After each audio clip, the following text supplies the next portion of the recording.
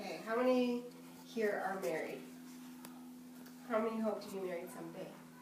Well, I should tell you that the divorce rate in America is 50%, and that there are even studies showing that the divorce rate in LDS families is 24%.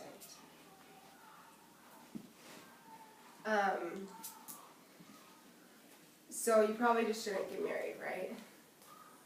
Well, the sad thing is that this is kind of the trend, sort of like an epidemic. Many families are torn apart because of spousal dissatisfaction, and some people are even avoiding marriage because of their fear of divorce. So there's a study showing, or there was a poll taken, that 60% of couples feel more like roommates than they do married couples. And so when Keith and I were, my husband Keith, when we were engaged, multiple people told us separately how tough marriage is going to be, and how it's not going to be easy, how it's not going to be what we expect. And while we appreciated this feedback, it was a little bit concerning to us. And we got a card from our wedding reception, and we didn't keep many of the cards, but we did keep this one. It said, "I'm so excited for you guys. Marriage is really great. It's more happiness than you ever thought possible." So I thought this was interesting, that some people feel more like roommates, some married couples feel more like roommates, while others find the greatest joy in life from being married. So then how do we fall under the latter category? Well, there are many theories that work together to make for a great marriage, but today I want to talk about one. I like to call it the preventative medicine for marriage. So the idea is that we eat healthy food to avoid disease. We buy home, car, and health insurance in times of accidents. We go to church each week to build good habits to fall back on in times of need. And we go on dates to reconnect with our spouse. So when we use our date time to reconnect with our spouse, we're building preventative medicine for our marriage. So many of you probably understand that it's why we need to continue dating after marriage. But today I want to focus more on how. And while there's no wrong way to date your spouse, there's probably a better way. So imagine yourself, it's Friday night, you want to go out on a date with your spouse, but you just don't know what to do. So a lot of times what happens for Keith and I is that we get all of our school, work, and household duties done, and then we rent a quick movie or watch a TV episode. And while this might be a convenient, relaxing thing to do, or a way to unwind, we probably aren't interacting with each other, which means that we aren't building we aren't increasing our love for one another, and we aren't building mutual feelings of love. So now think back to your favorite date you've ever been on with your spouse. It could be last week, it could be 3 years ago, or maybe even before you were married. One of my favorite dates that Keith and I went on was cross-country skiing on our anniversary. And it wasn't necessarily the activity that made it a great date, but it was the mutual love and respect that we had for one another. So during and after the date, we felt more empowered as a couple, and those are the types of feelings that you need to build the preventative medicine in your marriage. So there's this joke.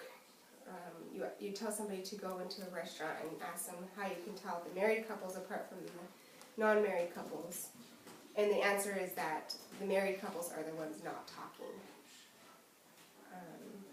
So a group of researchers actually did this study to see if they could get total strangers to fall in love. So after pairing people up, they gave them 3 lists of questions. Each list consisted of about 25 questions. And after each set of questions, they were to stare into each other's eyes for 5 minutes. So the questions were ones like, if you could live to be 90 and retain the body or mind of a 30-year-old, which would you choose? If you could have any famous person over, who would it be? Or if you could be famous, would you? So questions like these, and then the results were not only did people fall in love, but one couple actually got married in response to this study. So this is a great example of a reconnecting activity that can be done on a date. So if total strangers can fall in love because of some simple questions and eye contact, then married couples can as well. So let's think of some other ideas that we can kick our date nights up a notch. So one thing that Keith and I like to do is go over our short and long-term goals and revise our mission statement. There's this book called $10 Great Dates, and it has a lot of really awesome ways to have a fun and creative date while staying in a budget. So one of the examples in the book is of a couple, and they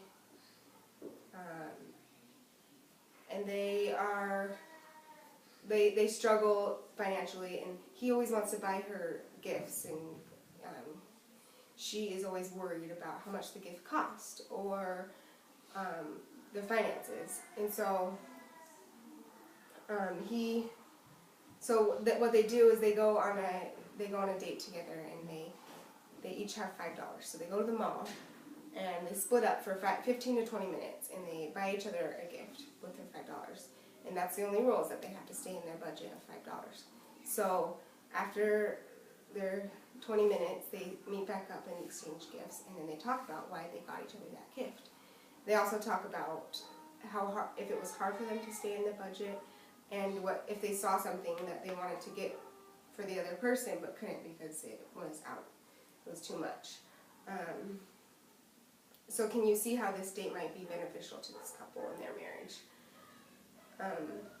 So there are a few things that couples run into when trying to go out on dates, and some of those things might be they don't have a babysitter, or they don't have time, or they don't have enough money this week to go on a date, or they didn't have enough time to prepare for a date.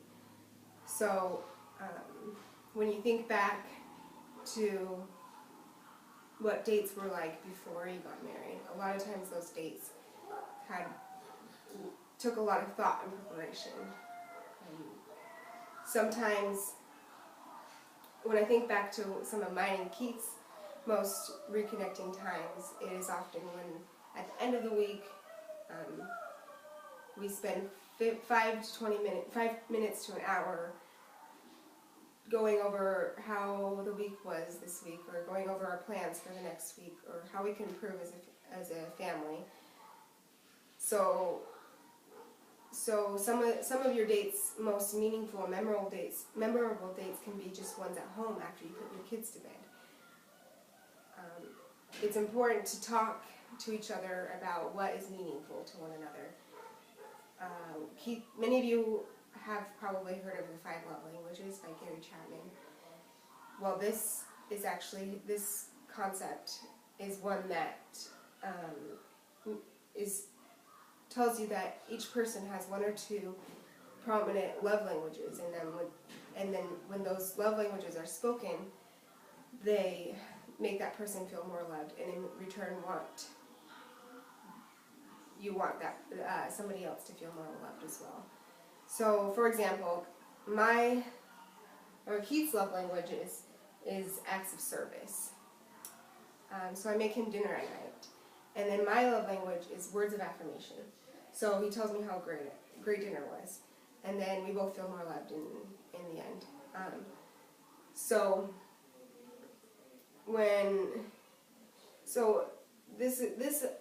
This concept is helping us to be able to realize what is meaningful to one another. For example, Keith's first reaction when we were first married was to when he wanted me to feel more loved, he would wash my car or go grocery shopping. And while I appreciated it, making me feel loved would be words of affirmation. And on the contrary, when I wanted Keith to feel more loved, often I would tell him how great he was or how much I appreciate him. While really words of affirmation would show him, or acts of service would be what told him how much I loved him. So, for example, a date for us centered around giving each other compliments might be really great for me, but a dread for Keith. So this is how learning what is meaningful to not only your spouse, but also yourself can help you to incorporate meaningful, reconnective activities into your date nights. So, and your date nights can be spontaneous, or they can be quick. It can be just, a quick 5-minute thing, or 5-minute reconnecting thing, or it can be long and planned out, and it can match whatever your marriage style is. So my challenge to each of you is to not only learn what is meaningful to your spouse, but learn what is meaningful to yourself. And the next challenge is to incorporate those meaningful times, things, or places into your date nights. When a couple uses their date time to reconnect with one another, they are building preventative medicine for their marriage.